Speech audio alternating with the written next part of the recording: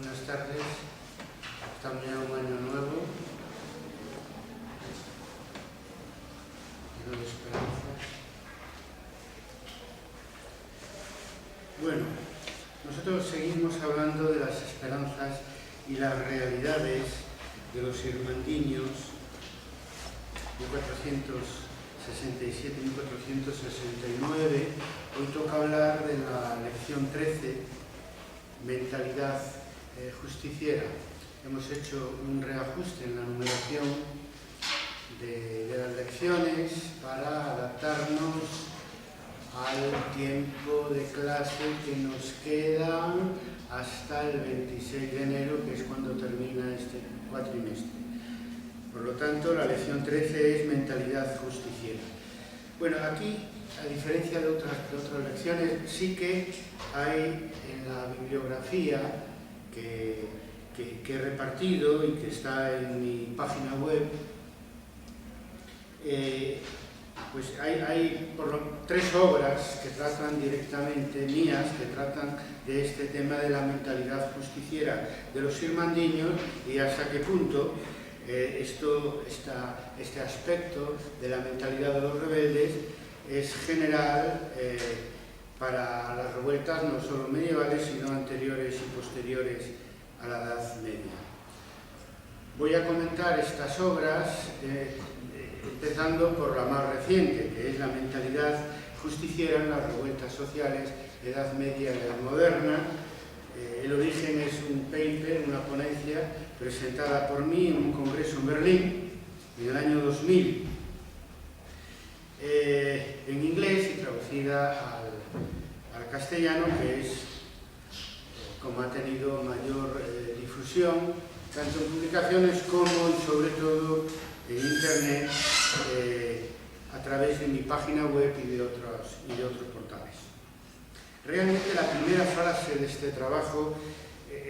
dice así: ¿por qué estalla una revuelta o una revolución en determinado momento y en determinado lugar? De hecho, cuando se republica, sobre todo en internet, me cambian el título oficial que yo había puesto a esto que fue una intervención oral, después un texto escrito, por la primera frase, ¿no? ¿Por qué estalla una revolución en determinado momento y en determinado lugar? Para nada es un tema obvio, sino que es una cuestión fundamental para un acercamiento historiográfico a un proceso social de ruptura, una revuelta, una revolución, y que no estaba nada trabajado, a pesar de lo que puede parecer en la historiografía tradicional de origen marxista, generalmente sobre revueltas y revoluciones en la historia. Decir que el resultado de mi investigación conduce a la siguiente conclusión: que la mentalidad es el factor principal que decide el momento y el lugar en el que tiene lugar una revuelta o una revolución. Y no lo es, por lo tanto, ni la política, ni la causalidad económico-social, como decía el viejo marxismo economicista y determinista ultranza. Evidentemente, el marxismo aportó a la historia como ciencia social, a las ciencias sociales en su conjunto, esa idea que una explicación fundamental de la historia, clave, incluso única, en algunas lecturas del marxismo, está en la base económica social, económico-social de una época histórica o de un hecho histórico, ¿no? Eso sigue siendo verdad, pero verdad tal como lo exponía el marxismo original, que decía que en última instancia la causa de un hecho social, como en este caso una revuelta o una revolución, está en la vida económica social, pero no en primera instancia, sino en última instancia. Y lo que aprendimos, primero porque siempre estuvimos vinculados, lo digo desde un punto de vista de la primera persona del plural, pero para hablar de una generación, yo soy de los que estoy vinculado siempre a un marxismo más bien crítico, más bien heterodoxo. En un momento dado más interesado por los fundadores del marxismo que por la evolución posterior del materialismo histórico. Y ahí ya se encontraba uno que la cosa era más compleja, que como lo explicaban los manuales, o como suele decir Fontana, los catecismos marxistas, mejor dicho, los catecismos marxistas-leninistas, que como sabéis fue una creación de Stalin, el marxismo-leninismo. Pues bien, ese marxismo, en otras versiones estructuralista, nos ha hecho caer en esa simpleza de que la economía y la sociedad, de una manera automática, decidía la vida y la historia de las personas y de las sociedades. Para nada es así, y en el caso más querido para el marxismo, ¿no? Y para la teoría materialista de la historia de las revueltas y las revoluciones, no solo no es así, sino que es todo lo contrario. En el sentido de que la revolución estalla por unas causas que tienen que ver más con la mentalidad de sus protagonistas que con la política, que está inmediatamente después, o que lo económico-social, que está mucho después. Como dice el marxismo clásico, en última instancia. Una última instancia que a veces no es relevante para explicar los hechos históricos. Por lo cual, claro, complicamos nuestra visión sobre el peso de los diferentes niveles de la realidad en la explicación de la historia y nos acercamos con esa complicación a los fundadores del marxismo, que naturalmente no llegaron a redactar ni siquiera a aprobar alguno de los pequeños manuales que ya en vida de Marx se redactaron, como uno de unos franceses que le hizo decir en francés que je ne suis pas marxiste, le dijo que no era marxista, si eso era lo que le ofrecían como conclusión y como resumen de su propio pensamiento. No pasa solo con los fundadores del marxismo, en general es un fenómeno al que estamos acostumbrados cuando se tratan de grandes maestros del pensamiento universal, la simplificación y muchas veces lleva a todo lo contrario de lo que dijeron los propios fundadores. Bueno, cuando hablo de mentalidad, hablo en otro trabajo distinto que se titula Las posibilidades, que habla de las posibilidades de la historia de las mentalidades. Fijo 5 componentes para el concepto de mentalidad, tal como lo aplicamos los historiadores. Un concepto de origen antropológico por un lado y psicológico-social por el otro. No es un término generado por los propios historiadores, sino importado de otras ciencias sociales. Entonces, para uso y aplicación de los historiadores, yo determinaba, según mi propia experiencia empírica, 5 componentes importantes en la mentalidad, donde solo el primero es lo que podemos llamar ideología, racionalidad, ideas, conciencia, ¿no? Y los otros son pues, lo emotivo, lo imaginario, lo inconsciente, los hábitos, etc. Hasta 5, ¿no? Entonces, en ese sentido, la mentalidad, con esa complejidad donde cuenta lo racional y lo no racional, lo consciente y lo no consciente, es el factor que decide el momento y lugar en el que se celebra, en el que tiene lugar una revuelta o una revolución. Y después, a la hora de buscar instancias intermedias, iremos al apartado político e iremos últimamente al apartado económico-social y a veces incluso a la propia base geográfica de la sociedad que genera ese movimiento rupturista, esa explosión social que tanto explica el movimiento de la historia.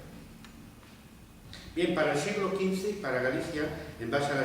al estudio monográfico que yo hice a lo largo de los años de la revuelta irmandiña, pero sobre todo en la última obra a la que haré referencia aquí en la lección de hoy, pues yo me encuentro que lo primero que desata la revuelta son los agravios que los señores cometían contra sus vasallos y contra los vecinos del reino de Galicia en general. Eso es lo primero. Una especie de generalización de los delitos sociales que tienen como protagonistas, ya lo veremos, a la clase dirigente. En segundo lugar nos encontramos una explicación que es de mentalidad, pero sobre todo vinculada a una circunstancia política militar como es la guerra civil en Castilla y León.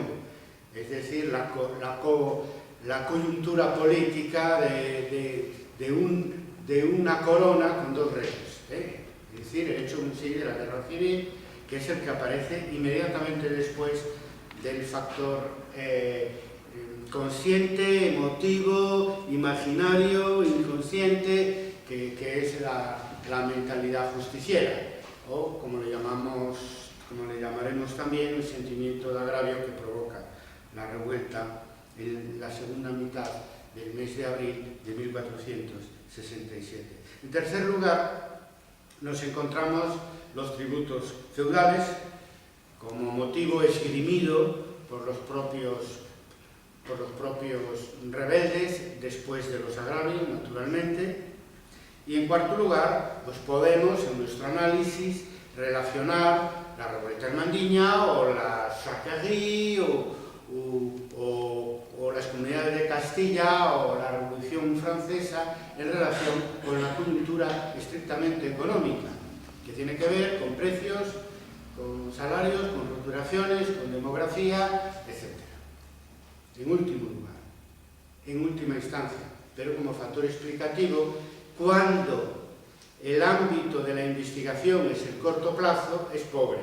escasa, porque naturalmente la crisis económica se inicia a mediados del siglo XIV y la revuelta hermandiña estalla un siglo después. Por lo tanto, la propia crisis económico-social, lo que llamamos del sistema, lo que llamamos la crisis del feudalismo, es un factor muy en última instancia de explicación de un hecho social con unas consecuencias políticas, históricas, evidentes, que parte, según los propios protagonistas y según nuestra investigación más allá de los propios protagonistas, pues parte por un sentimiento acumulado de agravio por parte de la población gallega de mediados del siglo XV.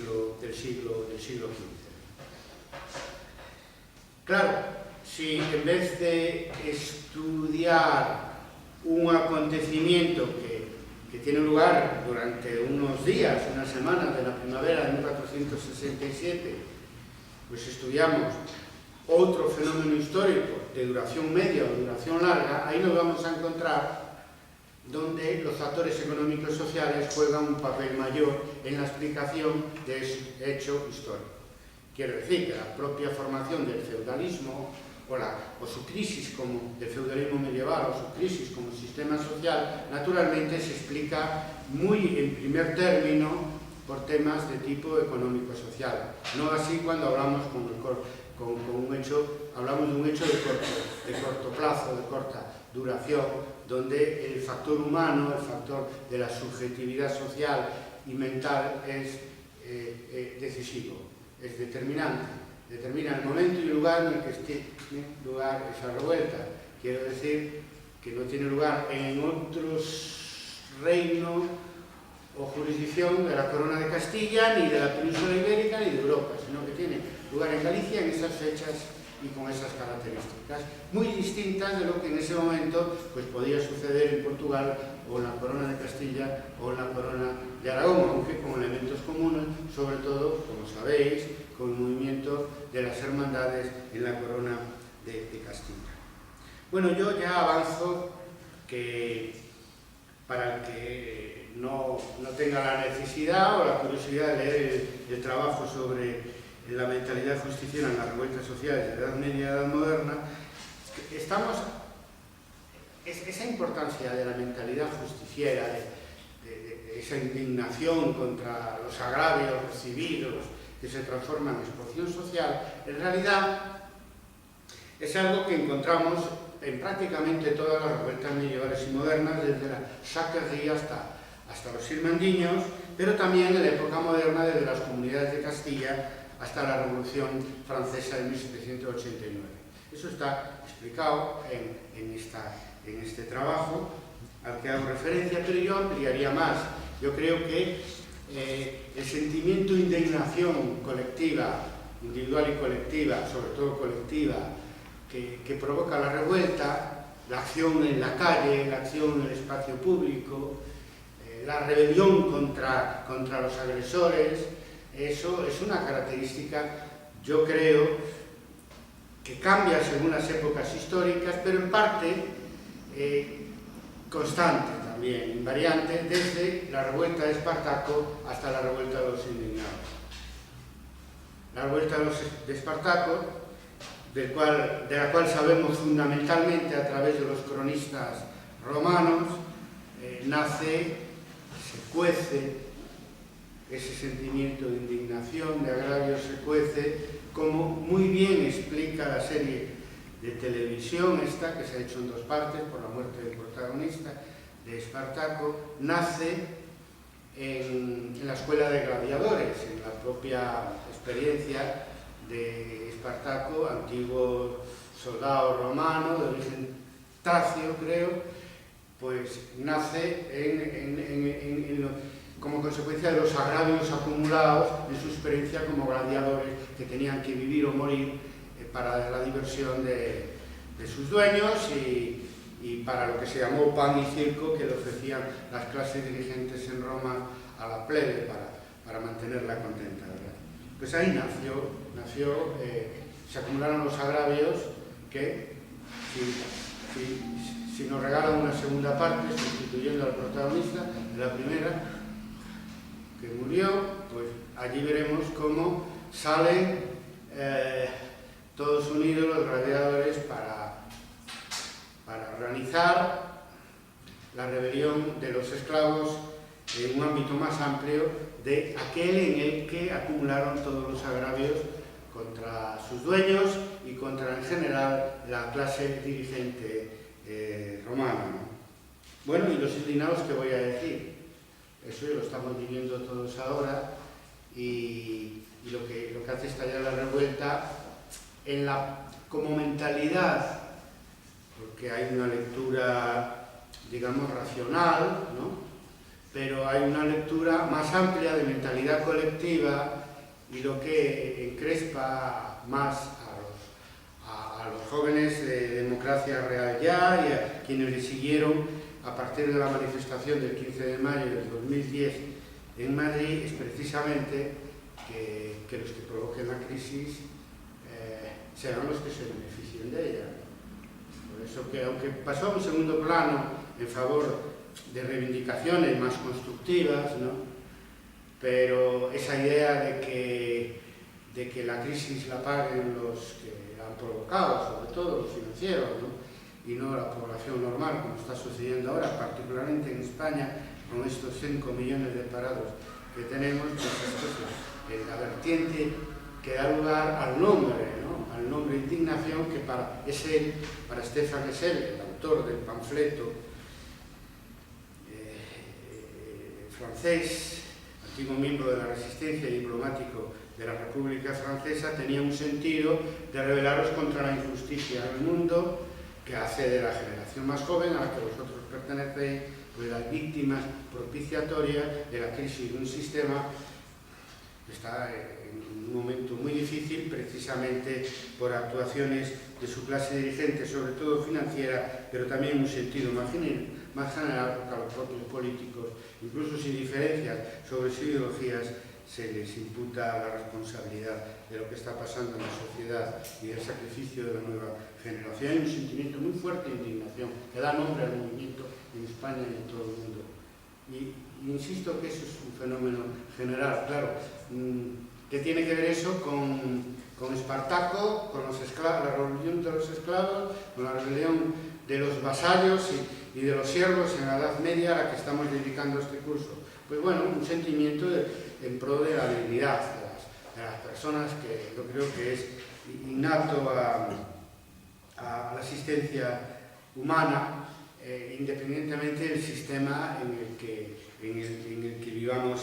en cada momento. Por lo tanto, investigando la primera instancia, el papel de las mentalidades en las revueltas, nos acercamos a la explicación del hecho, del hecho histórico, y nos acercamos también, que eso es lo más importante, probablemente,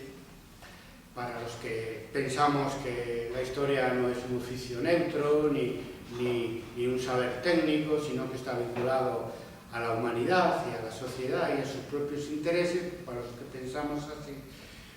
estudiar las mentalidades en una situación límite como es una revuelta social nos permite acercarnos a la humanidad del sujeto de la historia. Algo que no negó el estructuralismo con toda su eficacia explicativa en algunos sentidos, porque en el otro sentido no, al negar el papel del sujeto en la historia, al que nosotros nos acercamos a través de la mentalidad colectiva, porque naturalmente lo que nos interesa es, a la hora de hacer un enfoque de mentalidades para el estudio de la revuelta y las revoluciones, lo que nos interesa es el papel del sujeto en esos hechos. Si el sujeto social no juega un papel protagonista en una revuelta, en una revolución, pues es que otro hecho histórico lo va a jugar, porque precisamente son este tipo de acontecimientos sociales los característicos de lo que podríamos llamar la irrupción en la historia de la mayoría social, que normalmente pues no interviene de una manera tan directa. Hay otro segundo artículo que habla sobre el uso alternativo de la justicia en una sociedad medieval, del derecho en una sociedad medieval, publicado en 1988, también la contribución a un congreso originalmente, donde explicamos cómo, recogiendo una corriente jurídica que habla, muy minoritaria, pero muy importante para un historiador, que habla de cómo las ideas del derecho son usadas alternativamente por clases sociales y por ideologías muy distintas a lo largo de la historia. Entonces, podemos verificar, en mi caso, no a consecuencia de una reflexión previa, sino más bien a consecuencia de los resultados de una investigación que me inducen a una reflexión sobre, en este caso, la idea de justicia, ¿no? Voy a remitirme a la primera de las 5 partes del concepto de mentalidad que yo suelo aplicar, a la parte que tiene que ver con la idea, con la palabra idea, consciente, racional, a la idea de justicia, ¿no? Aunque ya digo que el término justicia tiene una relación muy directa con el segundo componente de la mentalidad a la que yo hacía referencia, que es el componente emotivo, que juega un papel más importante en los hechos del tipo que yo estoy investigando, sobre los que estoy incluso generalizando los resultados de mis investigaciones, como son las revueltas y las revoluciones. Entonces, ¿qué pasa? La justicia es una idea derivada de la élite, de la sociedad, de la clase dirigente. Y ahí se ve cómo las ideas dominantes, una vez que se transforman en ideas generales asumidas por el conjunto de la sociedad, se pueden transformar en todo lo contrario, en ideas contra esas clases dirigentes, contra esas clases dominantes. Eso pasa con la idea de justicia, paz y seguridad, que es propia de la mentalidad medieval en general, y que son, en los 3 casos, argumentos utilizados por los rebeldes de la Santa Hermandad del Reino de Galicia para derrocar a los señores, prelados y caballeros del poder feudal a mediados del siglo XV. Se trata, por lo tanto, de una inversión de términos en cuanto a una ideología dominante que se transforma en una ideología de revuelta de una manera más rigurosa, se transforma en una mentalidad de revuelta, porque utilizando en vez de la palabra ideología la palabra mentalidad, pues introducimos el factor emotivo, que es fundamental. Es decir, que no van a ningún cursillo los irmandiños para que le expliquen la idea de derecho y la idea de justicia, que eso estaba en ámbitos de letrados y de lo que podía ser los inicios, de lo que luego sería, lo que ya en algunos sitios es la universidad de la época, sino que yo lo aprendía en la experiencia práctica y vertía en esa idea de justicia más sus emociones que un concepto de derecho más propio de letrados. Por eso difícilmente podemos entender la utilización del concepto de justicia en una revuelta social si separamos la parte letrada que tiene el concepto de justicia de la parte emotiva, imaginaria, inconsciente, que es decisiva para entender su asunción por parte de las clases populares en una revuelta exitosa contra los señores que eran los que detentaban el poder de hacer justicia en una sociedad medieval. Ya explicamos cómo la administración de la justicia es clave para entender el poder en la Edad Media, desde el alcalde de un concejo hasta el propio rey. Y ya explicamos cómo los alcaldes irmandiños, al mismo tiempo que hacían pequeñas justicias, dirimían pleitos, hacían grandes justicias, derrocando fortalezas. Entonces los irmandiños, simplemente en una situación de anarquía, de la cual eran responsables, o ellos se hacían responsables, y objetivamente lo eran los señores, con su anarquía nobiliar, en un contexto de guerra civil, de vacío de poder en la corona de Castilla, transforman las ideas de justicia, paz y seguridad en banderas para la revuelta social, invirtiendo la ideología dominante. Para la ideología dominante, o para la mentalidad dominante, hablando con más rigor, en la Edad Media, en todo el occidente medieval, la sociedad estaba dividida en defensores, pregadores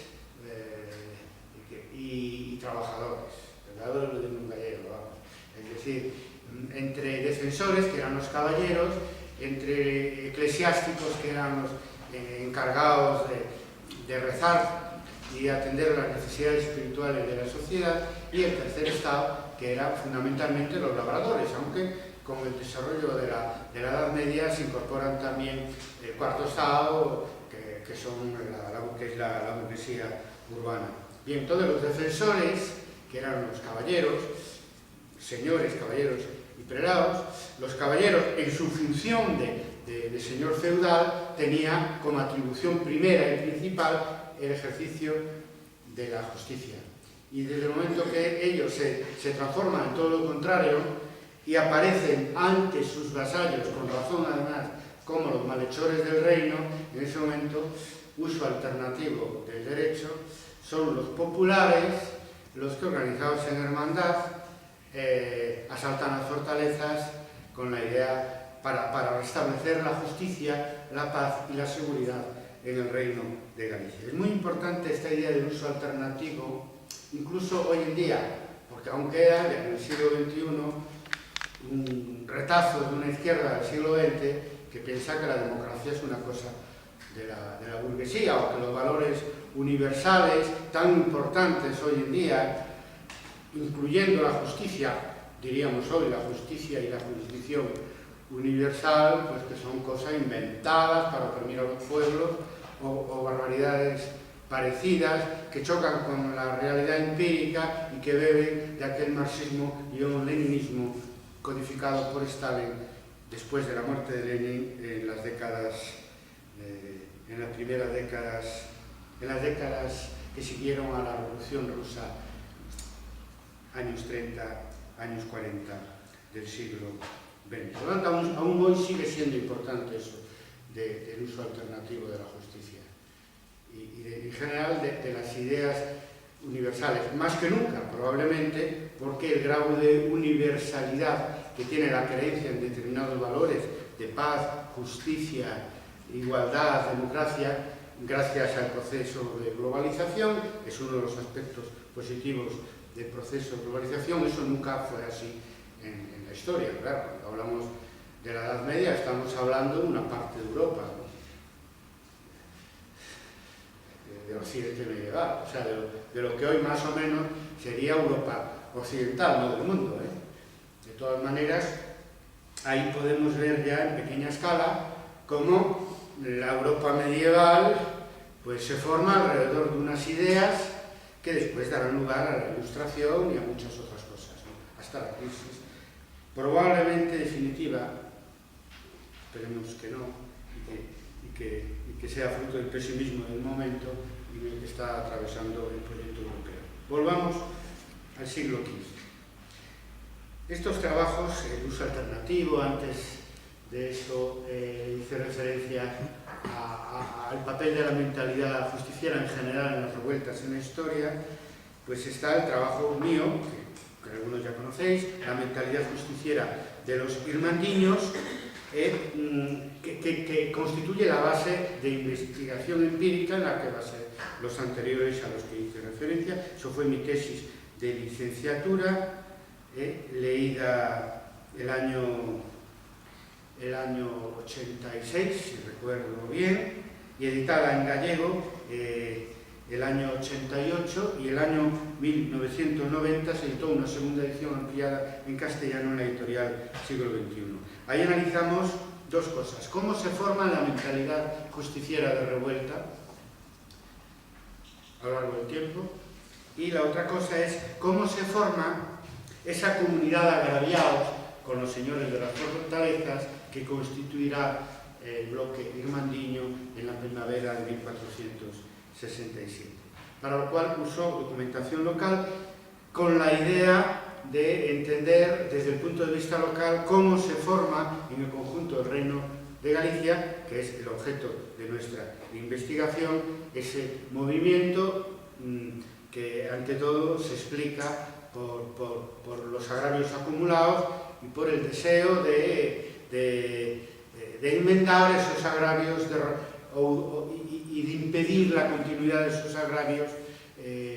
neutralizando a sus autores intelectuales y muchas veces físicos, los señores de las fortalezas, los señores caballeros y prelados del Reino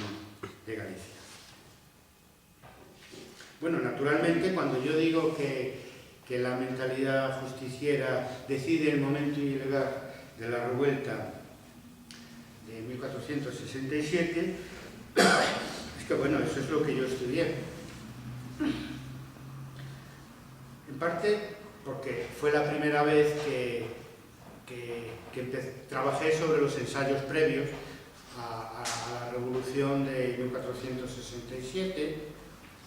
que hemos explicado en una lección anterior, y de una manera más cercana al estallido de la revuelta de 1467, a partir de 1450-1451, es decir, los 15, 16, 17 años que preceden a la insurrección de la primavera de 1467, pues estudio cómo se acelera esa acumulación de agravios, que produce revueltas locales, provinciales, como ya explicamos, que conducen por dos vías a la insurrección de abril de 1467. Una vía, repito lo que vengo diciendo, aprenden cómo hacerlo y consiguen pequeñas victorias que les animarán a conseguir, a luchar por la gran victoria en la primavera de 1467 en el conjunto del Reino de Galicia. Y la otra vía es la menos positiva, ¿no? Es la acumulación del sufrimiento, ¿no? Es decir, el sentimiento de injusticia, el sentimiento de opresión, y yo diría, empleando un término muy actual, aunque no se usara en aquella época, y el sentimiento de impunidad por parte de sus agresores, que a la hora de denunciar agravios concretos normalmente eran los soldados de las fortalezas que estaban pues claro, protegidos y animados por las casas nobiliarias propietarias de esas fortalezas, ¿no? Ahí vemos entonces cómo hay una primera, una segunda y una tercera fase de la formación de la mentalidad de revuelta irmandiña. La primera fase es el sentimiento de agravio que se acumula. Ellos emplean una frase en su documentación, dice que no lo podrían resistir más. hasta que se hacía inaguantable, no lo podían resistir más, lo cual es un fenómeno típico de lo que hoy llamamos indignación y supone un salto cualitativo, es decir, que soporta los agravios, los daños, los rescates, las fuerzas, según la terminología que ellos empleaban, hasta un punto de no retorno. Y a partir de ese momento, pues la frase que emplean es que no lo podían resistir. ¿Y qué es eso? Lo que hace, en definitiva, eso lo añade el historiador, irresistible el propio movimiento. Es decir, cuando los partidarios de Fonseca, en el pleito de Tavera-Fonseca, dice, para defenderse de las acusaciones de los partidarios de Tavera, que les decían, ¿por qué no habéis obligado a los vasallos a reconstruir la fortaleza o le habíais exigido una compensación por los daños provocados? Y los partidarios del arzobispo Fonseca decían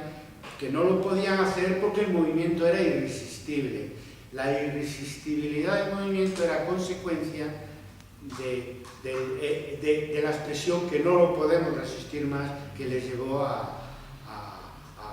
abalanzarse contra las fortalezas y a derrocarlas masivamente. A veces sin pensar en las propias consecuencias, sobre todo, como ya dije, creo, cuando caían las piedras y le caían sobre sus propias piernas, por el apresuramiento o el derrocamiento de las fortalezas. Ahí vemos en acción, por lo tanto, la primera instancia, el factor mental como detonante principal y mantenimiento, y como responsable del mantenimiento de la mentalidad revuelta, que dura esos 2 años y cambiará la mentalidad de los gallegos de la época en la transición a la edad moderna. La primera fase es la fase de acumulación de agravios. La segunda fase tiene más que ver con la situación política, es la formación de ese vacío de poder por la guerra civil en Castilla, lo que ellos llaman la situación excepcional en la que había 2 reyes, y cómo ese vacío, esa coyuntura política, pues genera, sobre todo por parte de las élites urbanas, pero también rurales, pues la conciencia, y en este caso más producto de un cálculo que de una moción, de la oportunidad para ocupar ese espacio de poder vacío en el reino de Galicia. Es, por lo tanto, esta segunda fase, la fase de formación de la hermandad, que más o menos, si el sentimiento de agravio, sobre todo utilizando la documentación municipal de Orense, iniciamos su estudio hacia 1450-51, que es la fecha también de la revuelta de los puertos, de la revuelta, la primera revuelta que derroca fortalezas a la que hacen referencia a los testigos del pleito de Tavera-Fonseca. Pues bien, la segunda fase de formación de la hermandad es una fase más bien política, donde la iniciativa la lleva la burguesía urbana, que presiona, consciente de la oportunidad que suponía la guerra civil en Castilla para la extensión de las hermandades en Galicia, que tardaron 2 años, como decíamos, en extenderse a Galicia precisamente, y ahora viene una tercera fase que estaba ahí latente, pero de la que existía ya conciencia también por parte de los señores, que no querían que se extendiese la hermandad de Castilla y León a Galicia por temor a que fuera utilizada por los vasallos para rebelarse contra sus señores. Por lo tanto, ya en la fase, el propio sentimiento de agravio acumulado había creado una mentalidad, una coyuntura mental muy especial en Galicia, y ya se temía que la concesión por parte del rey de la extensión de las hermandades en Galicia pues se transformara en una revuelta social. Y también, de alguna manera, lo intuían los propios protagonistas, porque semanas antes del estallido contra las fortalezas, los vecinos de Vilanova de Arousa, en el documento que envían a la Junta de Medina, ya dicen que van a pasar grandes cosas, ¿no? Es decir, que aquí ahí se condensa, por un lado, el sentimiento de indignación acumulado, por otro lado, la posibilidad que le ofrecía la organización de las hermandades para hacer algo por su propia cuenta, por su propia iniciativa, y lo que estaba por venir. Es decir, que grandes cosas van a suceder, eso con unas semanas de antelación. Lo cual sabemos que, a pesar de que el estallido contra las fortalezas fue espontáneo, de alguna manera se venía hablando a nivel local, probablemente tanto en el campo como en la ciudad, de esa posibilidad, aunque esa decisión, como ya sabemos, no fue de la primera Xunta de Melide que inaugura el poder irmandiño y que supone, digamos, un parteaguas, supone la Xunta de Melide, digamos, el final de la fase política de la revuelta y el comienzo de la revolución contra la fortaleza de la fase social de la revuelta irmandiña, lo que llamamos la tercera fase en mentalidad justiciera, porque normalmente yo me refiero a la primera fase como la formación de las hermandades y la segunda la revuelta contra la fortaleza. Pero aquí incluimos, por el tema que estamos tratando, como fase primera los agravios acumulados. Luego de ahí ya sabemos cómo funciona eso después, porque lo vemos en el documento de Vilanova de Arousa y en el documento de los campesinos de Sande en Ourense a la Junta de Melide, ambos. Vemos cómo ellos ponen primero los agravios que recibían, que eran delitos comunes, en definitiva, y después ponen los tributos excesivos que tenían que pagar a los señores. Primero, la mentalidad justiciera y segundo, la conciencia antiseñorial, cosa que venía facilitado por ser los caballeros del reino, es decir, la clase nobiliar, los dueños de todo el sistema de fortalezas, los que eran propiedad de la familia y los que eran fruto de ocupación, embargo, etcétera, por ser propiedad del arzobispo de Santiago, de algún obispo, de algún pequeño señor, que más o menos en ese momento que estalla la revuelta irmandiña se dan dos hechos: Galicia estaba erizada de torres y de fortalezas, eso lo dicen con otras palabras, pero varios testigos del pleito de la Fonseca, y segundo, los que dominaban el poder social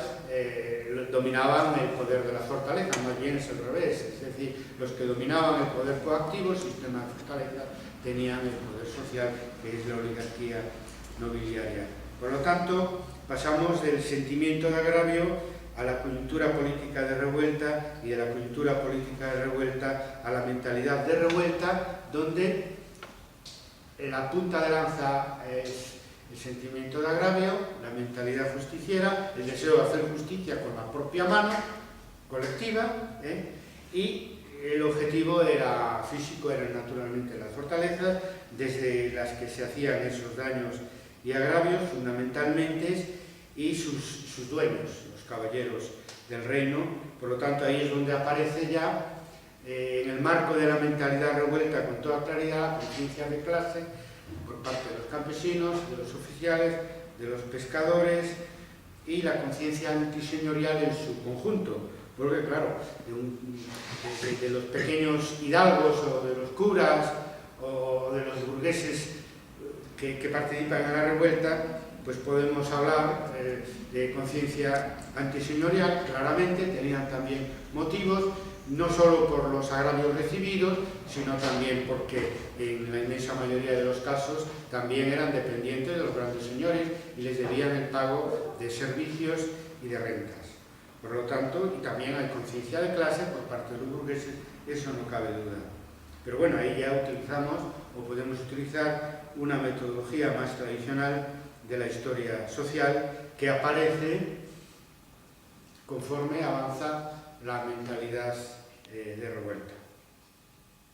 Bueno, la justicia, ya dijimos, es la atribución principal del poder en la Edad Media, también del poder irmandiño, y es clave para entender la mentalidad irmandiña en tres niveles. Primero, porque cuando hablamos de justicia, paz y seguridad, que son términos que tienen mucho que ver entre sí, pero al mismo tiempo se refieren a temas distintos, ¿no?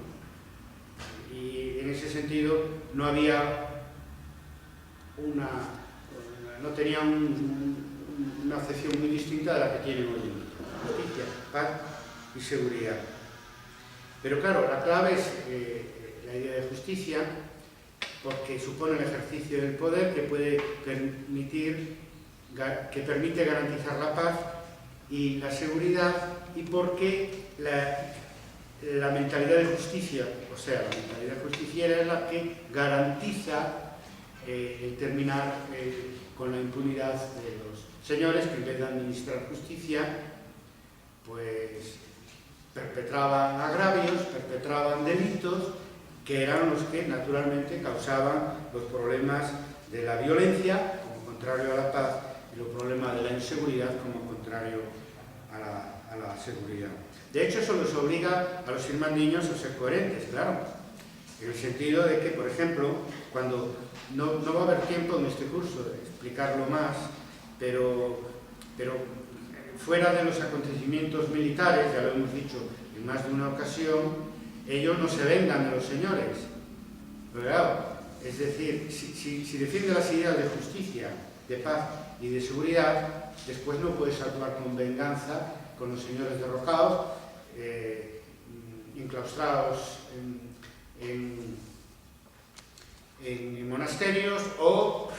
pues escondidos en las casas de sus vasallos, como el caso este último de Suero Gómez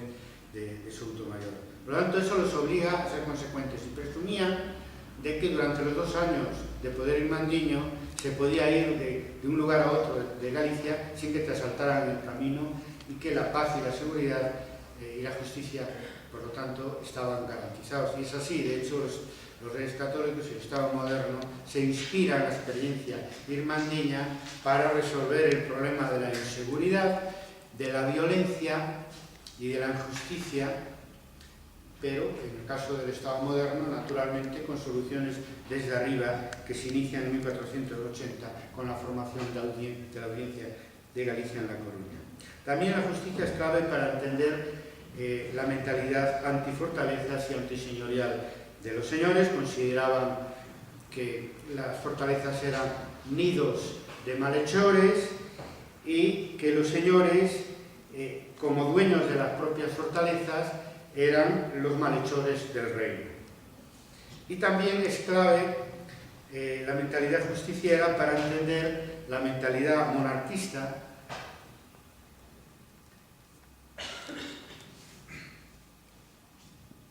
de los rebeldes, que gritaban "viva el rey" cuando asaltaban las fortalezas, porque, ya lo veremos en otra lección, tenían en su mente la idea de un rey justiciero genérico, que tenía que ver relativamente con el rey Enrique IV, al que no conocían de vista sino de nombre, y eso solamente una minoría de ellos. Por lo tanto, sin la mentalidad justiciera no se entiende el monarquismo popular que alienta, que está debajo de esa consigna a la hora de derrocar las fortalezas, por lo menos documentada en algún caso, que es "viva el rey" en el momento de derrocarlas. Y también la mentalidad justiciera lo que nos ayuda a entender el carácter santo de la revuelta y la idea, por lo tanto, el componente religioso que tenía la revuelta irmandiña, donde pensaban que Dios también les ayudaba en esta tarea de hacer justicia terrenal en el reino de Galicia, expulsando a los caballeros del poder y, en bastantes casos, del propio reino de Galicia. Bien, claro, lo más importante es, en el libro Mentalidad Justiciera de los Irmandiños, es yo diría lo primero, no lo más importante, lo primero es ver cómo se forma temporalmente la mentalidad de revuelta, por lo que decía antes. ¿Por qué estalla en abril de 1467 una revuelta que cambia la historia de Galicia? Pero también es importante la segunda parte, donde se analizan los delitos que denunciaban los propios vasallos, que años después se revelarán los tipos de delitos, los tipos de agresores. Eso está analizado muy en detalle, utilizando el pleito de la Fonseca, pero también documentación anterior, documentación sobre todo local, del Concello de Ourense, que está, en ese sentido se ha conservado bastante documentación municipal, y ahí vemos cómo se forma la comunidad de agraviados. Cuando hablamos del protagonismo social en la revuelta, hablamos de dos cosas. Primero, un protagonismo mayoritario de labradores, de oficiales, artesanos y de pescadores, pero también hablamos del papel de la burguesía urbana, del papel de la pequeña nobleza, del papel del bajo clero y de los cabildos, y donde nos encontramos aquí, incluso hasta podríamos hablar de algún noble amigo de Enrique IV, que sobre todo la familia del Marqués de Astorga, que apoya hasta el último momento a la revuelta irmandiña. Entonces, aquí vemos con mucha claridad las razones que tenían para participar en la revuelta, cómo se forma el bloque irmandiño como comunidad de agraviados, desde el campesino, el mercader, el campesino que si no rico, por lo menos con algunos posibles, que secuestran para obtener pues, terrenos, en fin, etcétera, hasta el mercader que asalta en el camino para robarle sus mercancías, etcétera, ¿no? Pasando por las mujeres, que eran las jóvenes, fundamentalmente, que eran violadas por los soldados de las fortalezas, o pues, los que eran asesinados en las múltiples trifulcas y racias que la gente de los agentes señoriales, por uno u otro motivo, realizaban en la jurisdicción de las fortalezas o incluso en las propias ciudades. Las quejas son múltiples, la documentación municipal de Ourense en ese sentido es muy interesante y permite ver cómo al final simplemente se reúnen todos los que habían sido agraviados por los señores de las fortalezas contra sus edificaciones, contra el poder señorial,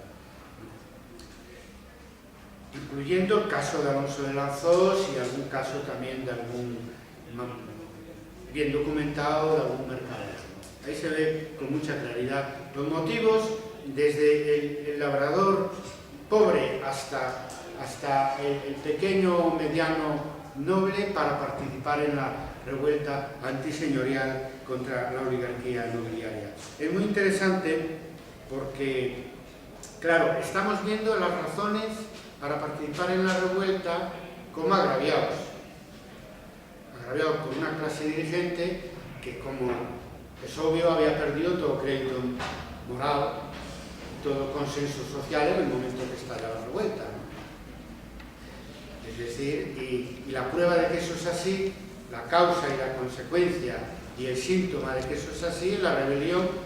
del campo y de la ciudad, de los vasallos, incluso de los estratos inferiores de la clase nobiliar y del mundo eclesiástico, que también se rebelan contra las familias que dominaban la escena señorial de la Galicia del momento y que basaban su fuerza coactiva en el sistema de fortalezas. Por lo tanto, ahí hay dos maneras de entender el protagonismo de las diferentes clases y grupos sociales en la revuelta irmandiña. Una, más clásica, pues a través de las clases y los grupos sociales y la contradicción de sus intereses con la oligarquía dominante, con la oligarquía gobernante, y otra, y eso es lo que aporta la mentalidad justiciera de los sirmandiños, de una manera más epidérmica, más inmediata y más humana y más decisiva en el plazo corto, como agraviados por un sistema que en última instancia, claro, es fruto de la crisis del feudalismo, porque en definitiva los señores acudían a los ingresos extraordinarios por la vía de la violencia por falta de rentas. Claro, ocupaban los bienes de la iglesia, sobrecargaban a los vasallos con tributos y con servicios, y no bastándole eso, pues utilizaban a sus agentes para, por ejemplo, robar, que era un delito que aparece en muchas ocasiones en el campo, el ganado, las vacas y los bueyes a los campesinos de los alrededores. Pero claro, todo estaba pensado para el mantenimiento del sistema y para facilitar unos ingresos rápidos a sus señores que les permitiera mantener sus séquitos militares y su tren de vida, porque está muy claro de que el robo común de ganado era para el mantenimiento de las guarniciones de las fortalezas, que los secuestros de campesinos medios, ricos, y de mercaderes, etc., de quien tuviera algo que pudiera pasar a manos del señor por la vía de la violencia. Hay casos del sistema de la tortura que empleaban que era lo que contemporáneamente los sistemas de tortura no variaban mucho. A lo largo de la historia se llama la bañera, ¿no? Con una cuerda, una y otras veces aparece así, simplemente cabeza abajo, los llevaban al río y hasta que decían lo que ellos querían. Eso todavía lo podéis ver en las películas norteamericanas, que tienen un especial gusto en escenificar torturas en la televisión. Como eso se hace a veces denunciando hechos históricos, otras veces pues simplemente forma parte de la propia formación de los soldados, que de esa manera aprenden en su propia carne cómo aplicar esas técnicas que ahora parece ser ya no se aplican. Por lo menos se aplicaron en Guantánamo hasta hace poco y en Irak, en alguna de las cárceles, pero parece que ya no. Dudo que sea así. Amnistía Internacional dice que se siguen practicando naturalmente. También en España hubo incluso después de la transición sobre este particular, especialmente en el País Vasco. Bueno, ahí aparece esto. Aparece cómo los señores trascienden su propia legalidad para conseguir ingresos extraordinarios y quedan, claro, como dice Ruy Vázquez, desnudos como vinieron al mundo, sin tierras y sin vasallos, porque ellos, que tenían que ser ejemplo no solo de justicia, sino ellos tenían que administrar justicia, pues se transforman ellos mismos en los principales malhechores. Unas veces a través de los agentes señoriales y otras de una manera personal, como el caso de los secuestros, lo que llaman rescates en la documentación del siglo XV, donde, como era una oportunidad de conseguir dinero rápido en monedas, pues en eso parece ser que intervenían directamente los propios señores. Por lo tanto, claro, el pase de la segunda a la tercera fase, según hablamos en mentalidad justiciera de los hermandiños, de la fase política, orientada por la burguesía, a la fase social, orientada por la mayoría social que asalta las fortalezas. De un lado, al ir de una fase a otra, pues claro,